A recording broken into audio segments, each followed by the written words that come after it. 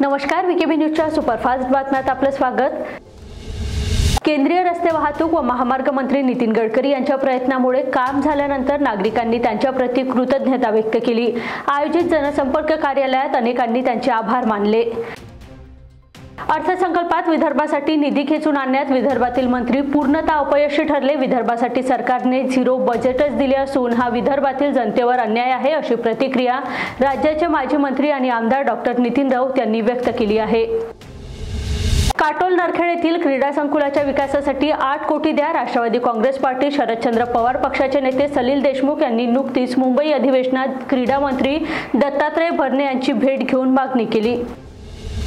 कामठी येथे नागपूर जिल्ह्याचे पालकमंत्री चंद्रशेखर बावनकुळे यांचा भव्य जनसंवाद कार्यक्रमाचे आयोजन करण्यात आले होते। जनसंवाद कार्यक्रमामध्ये महिला बचत गट, दुकान गाड्यांचे वाटप करण्यात आले।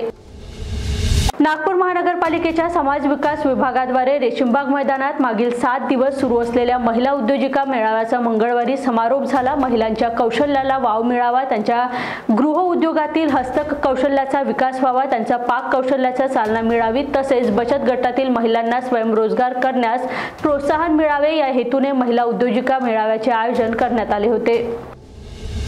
चांदूर रेल्वे येथील मागासवर्गीय समाजाचा युवक नितेश मेश्राम यांच्या मृत्यू प्रकरणी विशेष तपास पथक स्थापन करण्यात यावे अशी शिफारस करण्यात येणार असल्याची माहिती अनुसूचित जाती जमाती आयोगाचे उपाध्यक्ष तथा सदस्य ॲडव्होकेट धर्मपाल मेश्राम यांनी केली आहे।